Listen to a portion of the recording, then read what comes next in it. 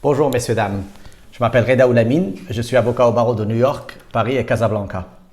Aujourd'hui, je voudrais vous parler d'un sujet qui s'inscrit dans le cadre d'un sujet que nous avons déjà traité, qui est la spoliation, une forme de spoliation immobilière. Alors, si vous avez bien vu l'actualité, on a beaucoup parlé du scandale de Bab Darna.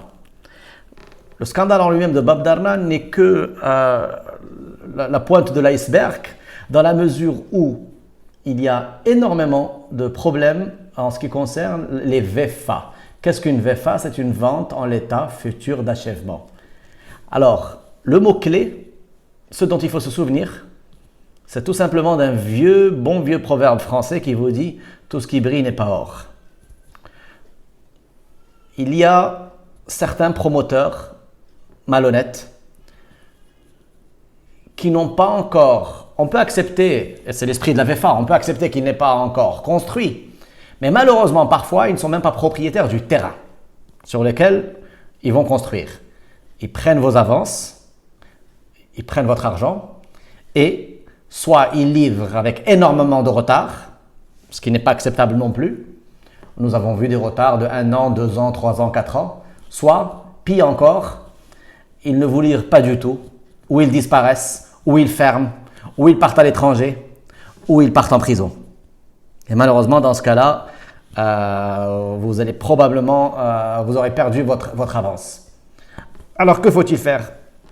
Tout d'abord, encore une fois, à travers toutes mes vidéos, je n'aurai cesse d'insister sur le côté préventif.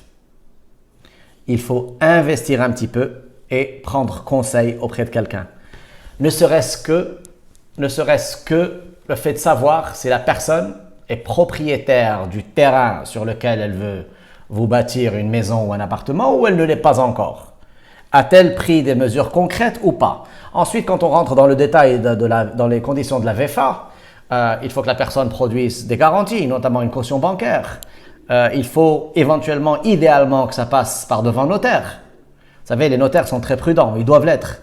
Il y a une grande différence entre signer un petit bon de réservation dans un bureau d'un promoteur véreux et passer par devant notaire qui consignera les sommes chez lui et prendra toutes les précautions. Donc encore une fois, malheureusement, oui, je voudrais rajouter un autre point.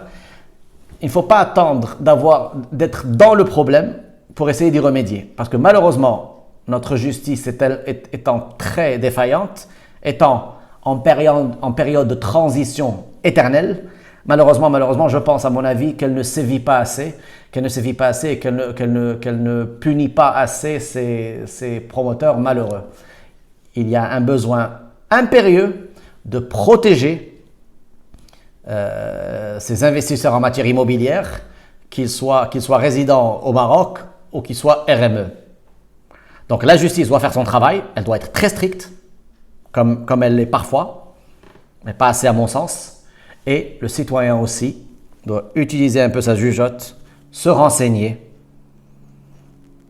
quitte à ne pas acheter parfois quand les conditions ne sont pas remplies ou quand l'affaire est trop belle pour être vraie, quitte à ne pas acheter et à chercher un projet plus sérieux. Voilà, j'espère que ces conseils vous auront été d'une utilité et n'hésitez pas à nous suivre. Merci.